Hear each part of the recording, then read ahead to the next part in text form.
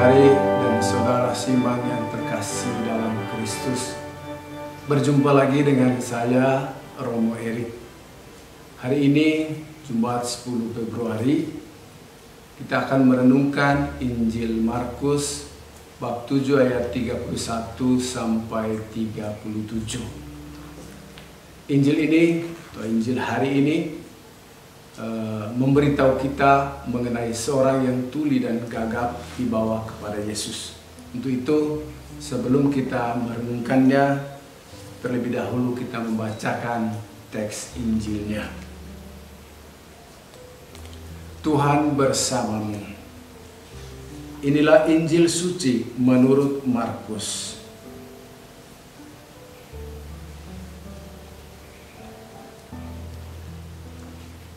Kemudian Yesus meninggalkan pula daerah Tirus dan dengan melalui Sidon pergi ke Danau Galilea di tengah-tengah daerah Dekapolis. Di situ orang membawa kepadanya seorang yang tuli dan yang gagap dan memohon kepadanya supaya ia meletakkan tangannya atas orang itu. Dan sesudah Yesus memisahkan dia dari orang banyak sehingga mereka sendirian, ia memasukkan jarinya ke telinga orang itu, lalu ia meludah dan meraba lidah orang itu. Kemudian sambil menengadah ke langit, Yesus menarik nafas dan berkata kepadanya, "Efata," artinya terbukalah. Maka terbukalah telinga orang itu, dan seketika terlepas pula lah pengikat lidahnya. Lalu ia berkata-kata dengan baik. Yesus berpesan kepada orang-orang yang ada di situ supaya jangan memberitahukannya kepada siapapun juga. Tetapi makin dilarangnya mereka, makin luas mereka memberitakannya. Mereka takjub dan tercengang dan berkata, "Ia menjadikan segala-galanya baik, yang tuli dijadikannya mendengar, yang bisu dijadikannya berkata-kata." Demikianlah sabda Tuhan. Para saudara dan saudariku yang terkasih, kita sudah dengar tadi Yesus menyembuhkan orang yang tuli dan gagap atau tidak bisa berbicara, terutama tidak dapat berbicara dengan baik. Istilah tuli, kofon, dan gagap, mogilos, dihubungkan dengan pemenuhan tindakan mesianik dalam Yesaya bab 35 ayat 5 sampai 6. Uniknya, orang yang membawa seorang tuli dan gagap tadi tidak meminta supaya Yesus membuat si tuli dan gagap itu dapat mendengar dan berbicara lancar. Ini penting. Tetapi yang mereka minta supaya Yesus meletakkan tangannya atas orang itu. Jadi mereka tidak minta supaya dia bisa berbicara lalu bisa mendengar dengan baik, tetapi meminta Yesus meletakkan tangannya di atas kepala itu. Nah, disitulah makna penting dari Injil hari ini. Apa arti Yesus menumpangkan, meletakkan tangannya di atas kepala orang itu? Para saudaraku terkasih, dalam perjanjian lama, meletakkan atau menumpangkan tangan, bahasa Ibraninya itu sit atau samak, tangan, menumpangkan tangan di atas kepala seseorang, merupakan bagian penting dari upacara liturgi atau peribadatan Israel. Penumpangan tangan memiliki makna permohonan berkat Allah. Bisa kita lihat salah satu contohnya itu dalam Imamat bab 9 ayat 22 atau Kejadian bab 48 ayat 8 sampai 20. Bahkan penumpangan tangan itu juga berarti minta kutuk. Bisa dilihat dalam Imamat bab 1 ayat 1 sampai 4, Imamat bab 3 ayat 2 sampai ayat 1 sampai 2 dan banyak teks lain. Lalu penumpangan tangan itu juga bermakna pentahbisan. Misalnya dalam Bilangan 8 ayat 5 sampai 10, juga pengangkatan jabatan keagamaan dan pemberian kuasa. Itu bisa dilihat dalam Bilangan bab 27 ayat 12 sampai 23. Lalu pemberian kuasa bisa dilihat dalam 2 Raja-Raja bab 13 ayat 14 sampai 17. Dan itu berarti ketika mereka supaya Yesus meletakkan tangannya pada orang yang tuli dan gagap itu, berarti mereka minta hal yang sungguh luar biasa. Dalam perjanjian baru, para saudara terkasih, makna seperti itu, makna penumpangan tangan tentu saja tidak hilang. Itu masih ada. Peletakan atau penumpangan tangan bermakna pemberkatan. Misalnya Markus bab 10 ayat 16. Doa mohon kesembuhan, misalnya Matius bab 8 ayat 3. Lalu pencurahan Roh Kudus, misalnya Kisah Para Rasul bab 8 ayat 17 sampai 18. Dan juga pembagian karunia rohani 1 Timotius 4:14. Dan juga perutusan untuk misi, misalnya Kisah Para Rasul bab 13 ayat 1 sampai 3. Jadi makna penumpangan atau peletakan tangan itu baik dalam perjanjian lama maupun dalam perjanjian baru itu luas sekali. Dengan melihat makna permohonan meletakkan tangan atau menumpangkan tangan tersebut, maka kita dapat mengetahui secara jelas betapa dalam, betapa lebar kasih, keinginan yang dikehendaki atau yang ada dalam hati orang yang membawa si tuli dan si gagap tadi kepada Yesus. Bisa kita rasa bahwa mereka sungguh mencintainya dan mengharapkan supaya si tuli dan atau si gagap ini bisa memperoleh karunia yang begitu besar dari Tuhan. Mereka menginginkan dia dapat mendengar dan berbicara, diberkati oleh Allah, martabat kemanusiaannya dipulihkan, terlibat dalam kehidupan sosial dan terlibat dalam tugas peribadatan, bahkan perutusan Yesus.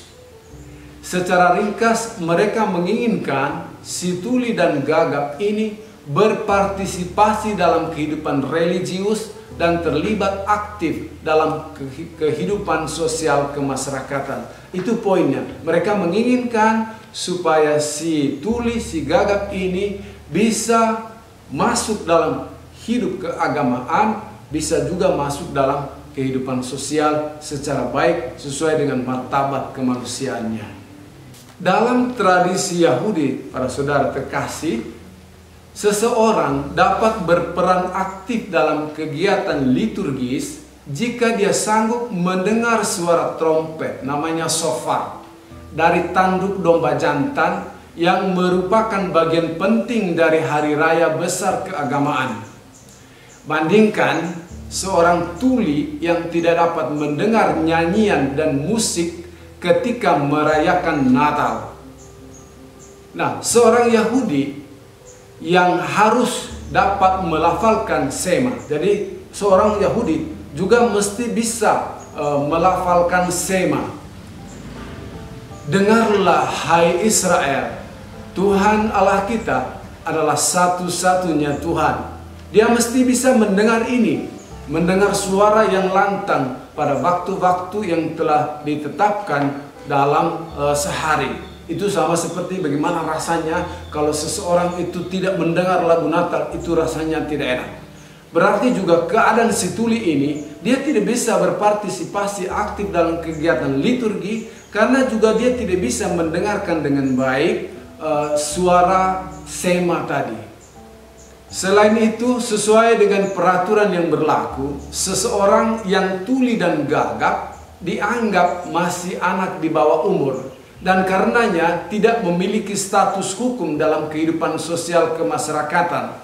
Bandingkan seorang anak yang belum memiliki KTP dianggap sebagai anak di bawah umur, maka dilarang menyetir mobil, dan tidak dapat memperoleh surat izin mengemudi. Begitulah kurang lebih situasi dari si tuli dan si gagap tadi. Jadi dia tidak punya hak dalam kehidupan sosial kemasyarakatan.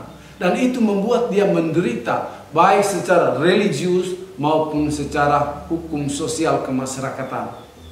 Nah, jika permohonan meletakkan tangan atas si tuli dan si gagap dilihat dalam cara pandang Paulus, iman timbul dari pendengaran dan mengaku dengan mulut bahwa Yesus adalah Tuhan, maka Yesus diminta supaya si tuli dan si bisu itu memiliki iman dan mengakui Yesus adalah Tuhan. Dan ini luar biasa. Berarti orang yang membawa si tuli dan si gagap tadi kepada Yesus, mereka juga meminta supaya si tuli si gagap itu memiliki iman atau mengimani Yesus. Jika kasus yang sama dihubungkan dengan peristiwa Zakaria, maka maksudnya supaya si tuli dan si bisu ini dapat memuliakan Allah, dipenuhi Roh Kudus dan bahkan bernubuat. Bisa dilihat dalam Lukas bab 1 ayat 64-67. Jadi yang diminta adalah keselamatan kekal untuk si tuli dan si bisu. Bukan hanya sekedar supaya dia bisa berbicara dan supaya bisa dia mendengar. Karena kalau hanya itu yang diminta, si tuli dan si bisu pada suatu waktu bukan hanya tidak bisa lagi mendengar, tidak bisa lagi melihat, tetapi mati. Tetapi yang diminta saat tadi melalui penumpangan tangan ini berarti mereka meminta supaya Yesus memberi orang ini hidup kekal, keselamatan kekal. Nah, saudara-saudaraku yang terkasih, permintaan orang tersebut sungguh luhur dan semata-mata untuk kebaikan orang yang menderita. Tentu saja Yesus mengabulkannya, dan tindakan Yesus pun tergolong istimewa, unik, dan tidak biasa. Yesus memisahkan dia dari orang banyak sehingga mereka berduaan, mereka sendirian. Itu juga menunjukkan Yesus mau dekat dengan orang itu, tidak mau diganggu oleh orang lain. Ini sangat pribadi. Si tuli dan gagap itu merasa aman, diperhatikan secara khusus, dihargai dan dikasihi. Orang yang menderita itu juga dipersiapkan untuk menerima anugerah besar, anugerah keselamatan tadi. Berkat istimewa dari Allah berupa kesembuhan jasmani, kesembuhan rohani, dan kesembuhan sosial. Para saudaraku terkasih, Yesus memasukkan jarinya ke telinga orang itu dan meraba lidahnya, menengadah ke langit dan menarik nafas seraya berkata, Ephata, yang artinya terbukalah. Maka terbukalah telinga orang itu, dan seketika itu terlepas pula lah pengikat lidahnya, lalu ia berkata-kata dengan baik. Seluruh tindakan dan kata-kata Yesus mengajar kita untuk berlaku secara demikian juga terhadap orang-orang yang menderita.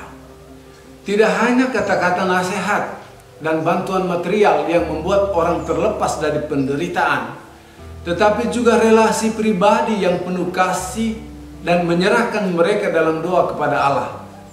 Jika hal itu kita lakukan, maka nama Yesus semakin dimuliakan dan orang akan berkata, Ia menjadikan segala-galanya baik.